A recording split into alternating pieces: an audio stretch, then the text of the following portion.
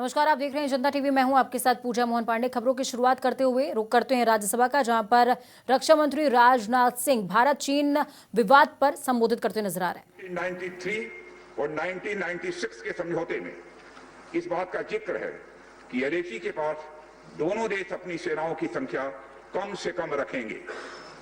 समझौते में यह भी है कि जब तक बाउंड्री इशू का पूर्ण समाधान नहीं होता है, तब तक एलएसी को स्ट्रिक्टली रेस्पेक्ट और एडहर किया जाएगा और उसका उल्लंघन किसी भी सूरत में नहीं किया जाएगा। सभापति महोदय, इन समझौतों में भारत व चाइना एलएसी के क्लैरिफिकेशन द्वारा एक कॉमन अंडरस्टैंडिंग पर पहुंचने के लिए भी प्रतिबद्ध हुए थे, पूरी तरह से कमिटेड थे। इसके आधार पर 1990 से 2003 तक दोनों देशों द्वारा एलएसी पर एक कॉमन अंडरस्टैंडिंग बनाने की कोशिश की गई, लेकिन इसके बाद चाइना ने इस कार्रवाई को आगे बढ़ाने पर अपनी सहमति नहीं जताई। इसके कारण कई जगहों पर चाइना तथा भारत के बीच एलएसी परसेप्शंस में ओवरलैप बराबर बना रहता है।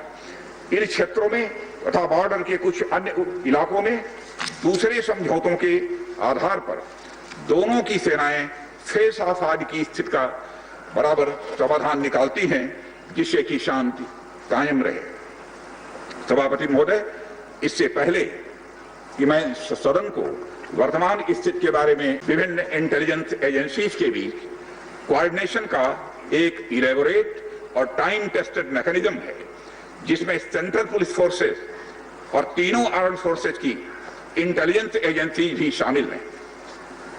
टेक्निकल और ह्यूमन इंटेलिजेंस को लगातार कोऑर्डिनेटेड तरीके से इकट्ठा किया जाता है तथा आर्म्ड फोर्सेस से उनके डिसीजन मेकिंग के लिए शेयर भी किया जाता है। सभापति महोदय, मैं अब सदन को इस साल उत्पन्न परिस्थितियों के बारे में अवगत कराना चाहता हूं। अप्रैल माह से ईस्टर्न लद्दाख की सीमा पर चाइना ने सेनाओं की संख्या तथा उनके आर्मामेंट्स में वृद्धि की है, जिसे स्पष्ट रूप से देखा गया है।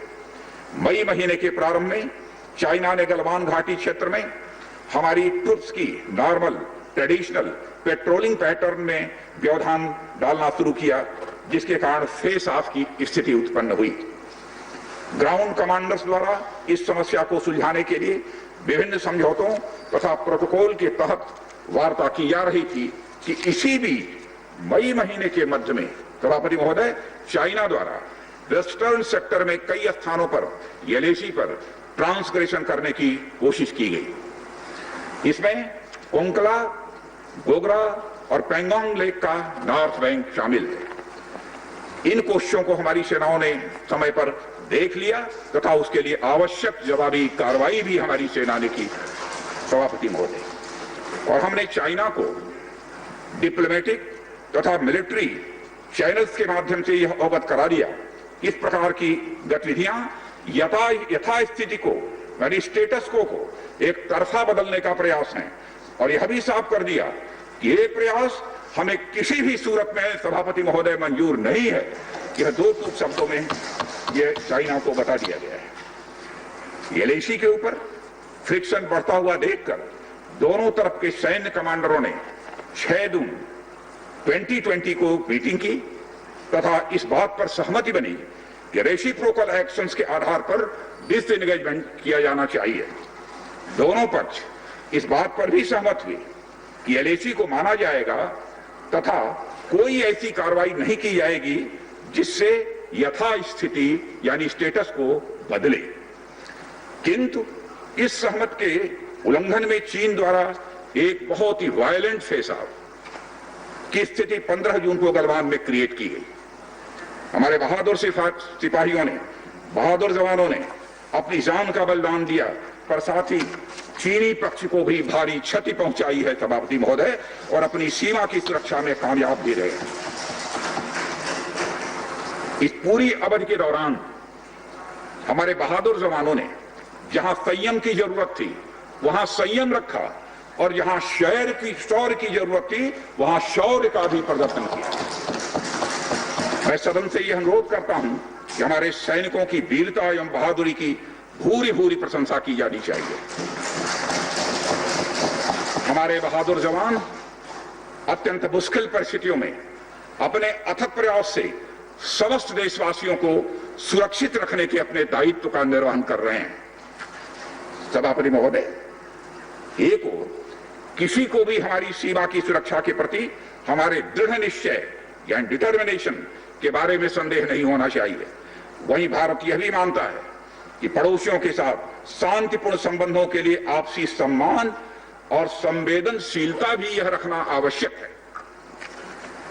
चूंकि इस मौजूदा स्थिति का बातचीत के जरिए समाधान चाहते हैं, हमने चाइनीज साइड के साथ डिप्लोमेटिक और मिलिट्री एंगेजमेंट बनाए रखा है। इन डिस्कशंस में 3 की प्रिंसिपल्स हमारी अप्रोच को सभापति महोदय तय करते हैं।